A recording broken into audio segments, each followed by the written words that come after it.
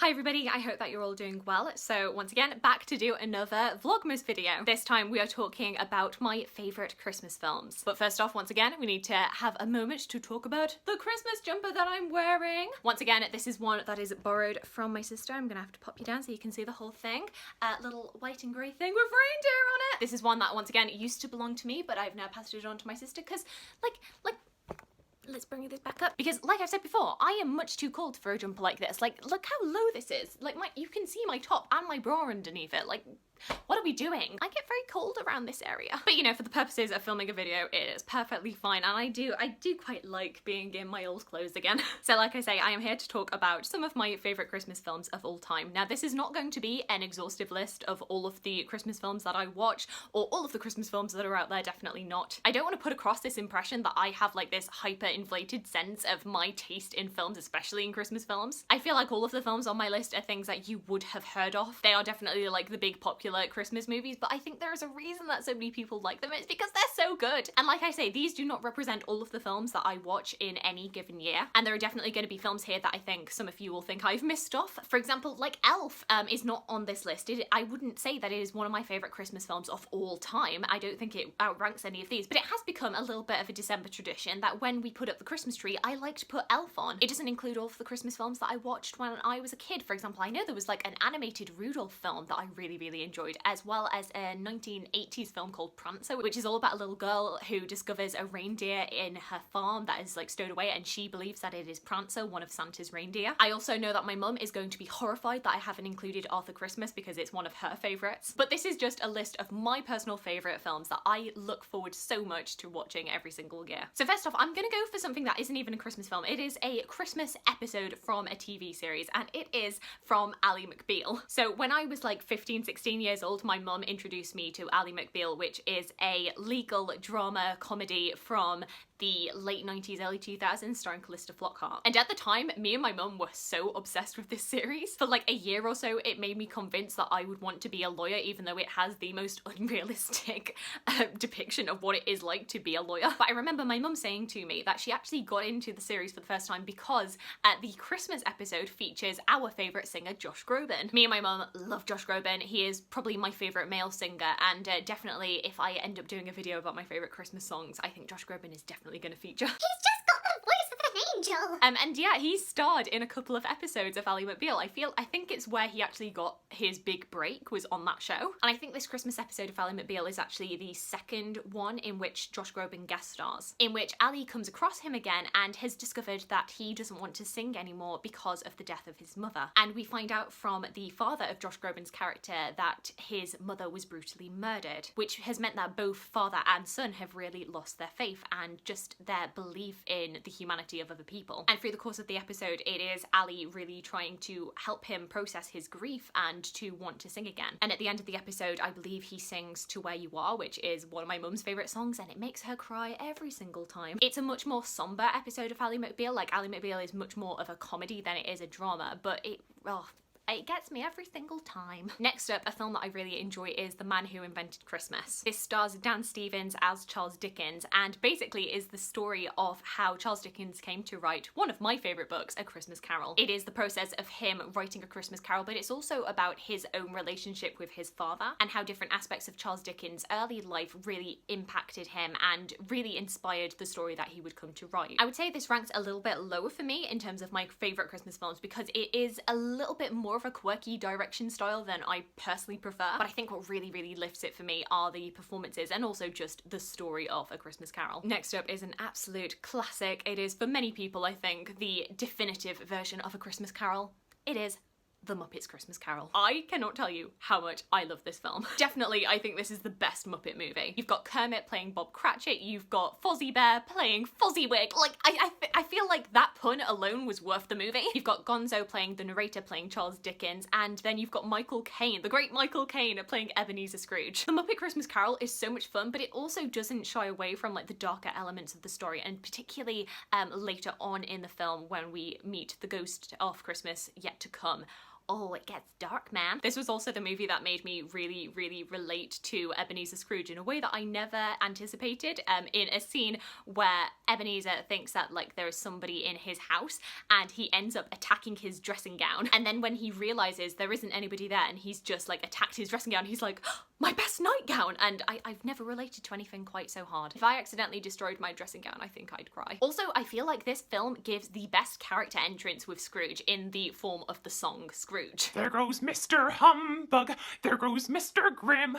If they gave a prize for being mean, the winner would be him. Oh, it's such a bop. Next up, we have a movie that would probably rank higher on this list because this isn't just one of my favourite Christmas movies, it is one of my favourite movies of all time. However, if I ever do make a video all about my favourite movies, I'll probably want to talk about it a lot more there.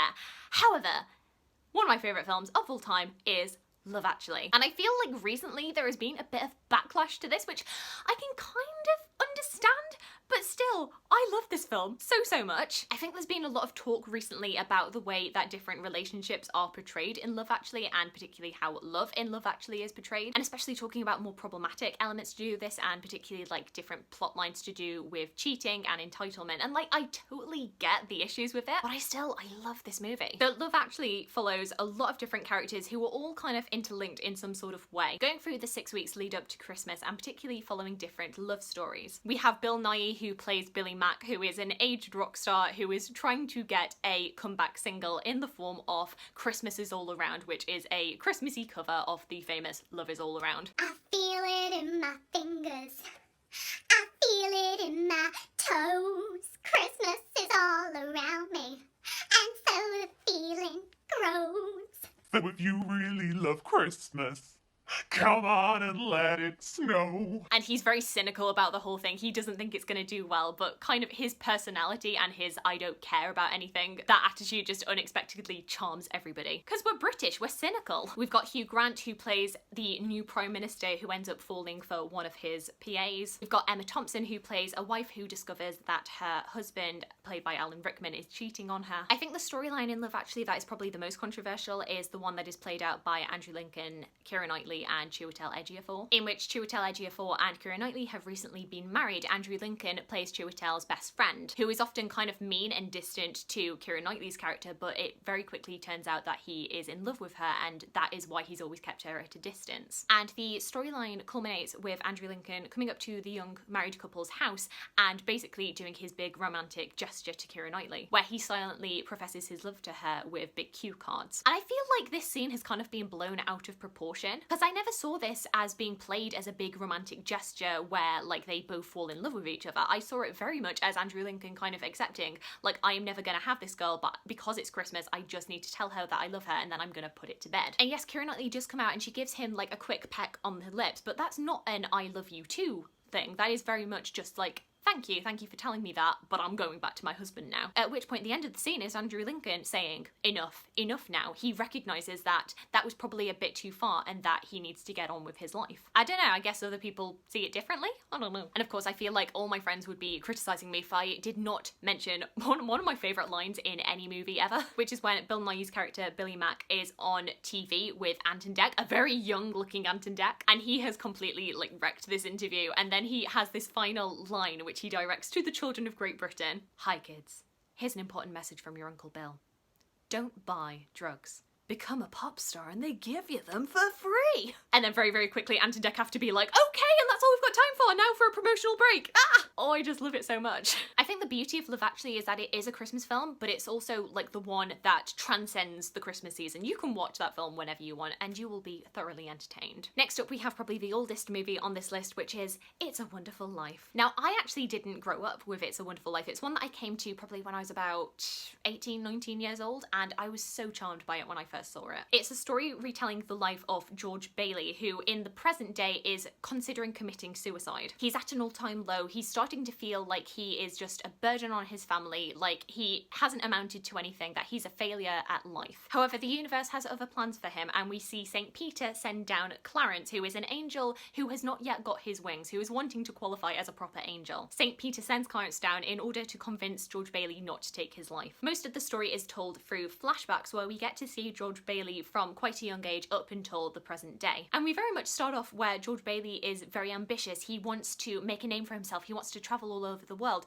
But through the course of his life, he has had to make many sacrifices and has had to put his dreams on hold for the people that he loves. And you can completely understand why George feels so disheartened. He feels like everybody around him is making a name for themselves whilst he's still stuck in his little town. However, when Clarence finally does meet George and does try to convince him not to take his life, we are treated to seeing an alternate reality in which George never lived. It's only at this point that George starts to realise how much of an impact his decisions and his choices made on the people in his life, and that he did really lead a wonderful life. And it's really just the most uplifting, just heartwarming thing. Despite the fact that I know that this is like a very world-renowned film, I feel like I don't often hear people talking about it anymore, and I think that's such a shame because it's such a good movie. I feel like my tradition with this movie is always to watch it on Christmas Eve. I think that is the best time to watch it. I feel often whenever I want to introduce people to this movie, they kind of turn their nose up at it, maybe because it is a black and white film, because it is a bit older, but guaranteed every single time everybody comes away saying the same thing, which is that it's so good. So definitely, if you have not watched this absolute Christmas classic, you definitely need to this year. Next up, I want to talk about Miracle on 34th Street. Now, whilst I do really like the original 1940s version of Miracle on 34th Street, I am specifically talking about the 1994 version with Mara Wilson and Richard Attenborough. I feel like this might be my favourite Christmas movie of all time. Like, it depends on the day, but this is the one that I am most excited for watching every year. And I feel like people often go for the 1940s one over this because it is very 90s. It is definitely a movie of its time. It is so schmaltzy and very dramatic, but I love that. I love that so much. So in this story, we meet Kris Kringle, played by Richard Attenborough, who we initially meet because he is criticising the Santa who has been commissioned to work the Macy's Day Parade, or in this case it's the Kohl's Day Parade, because I think they couldn't get the copyright to Macy's this time round. Very quickly it becomes apparent that he's got an encyclopedic knowledge of Christmas and everything to do with Father Christmas. He is lovely, he is warm, he is funny, he's so fantastic with the children, he knows multiple languages, so of course everybody is charmed by him. But then the slightly more Christmas cynical around him really start to question him, because it really does appear like this elderly man does believe that he is the real Santa Claus. And eventually this kind, warm-hearted man ends up being tried for his sanity, put in front of a judge and having to prove that he is in fact Santa Claus. I feel like I've told it in a very like depressing way, but it is a very uplifting film and I love it. I love it so much. I feel like Richard Attenborough is how I imagine Father Christmas to be. Like I say, he is warm and kind and he speaks multiple languages, and oh my god, the scene where he is working at Kohl's and a little girl comes up and her mother tells him that he doesn't have to talk to her because she's deaf and she won't be able to understand him, and then he starts doing sign language with her, and her face, this little girl's face, makes me want to cry every single time. It's so cute. I'm popping that scene down below because it is the most heartbreaking thing. I also love the section where we end up going into the courtroom and Kris Kringle is being tried. It is the most 90s thing ever and I love it. So in the 1940s version, they have a slightly more logical way of proving that Kris is the real Santa, but it's all kind of due to a coincidence that ends up winning them the case. So basically, in the 1940s version, we are shown the US Postal Service, who every year get sent loads of letters from young children addressed to Santa Claus. And we see the workers at the US Postal Service getting really annoyed by this, but then they come across an article about this case being tried against this man who believes that he is Santa Claus, and they kind of cynically are like, well, if this guy is claiming that he is Santa Claus, then let's just send all of the post to him. And so Kris Kringle's lawyer is able to take all of these many bags of letters from all of the children around America as proof that the US Postal Service say that Kris Kringle is Santa Claus, so therefore the judge has to rule that he is as well. And that is how they win the case. It is all so coincidental, but it's much more logical than in the 1990s version. In the 1994 version, the way that they basically do it is little Mara Wilson comes up to the judge when he's just about to do his ruling with a card, and she has put a $1 bill in the card and circled the lines "In God We Trust." And the judge judge stands up and he gives the most cheesy speech in all of moviedom about how if the United States Treasury can recognize God without desiring proof of his existence, then we can believe that there is a Santa Claus and it rests in the man of Kris Kringle. Case dismissed. And it is so cheesy, but I love it. I love it. I sap it all up. This movie just gives me so much joy that I do not care that it is full cheese. And then the last two movies I'm going to talk about back to back because of course it is number 1 and number 2. Of course, it is Home Alone 1 and Home Alone 2.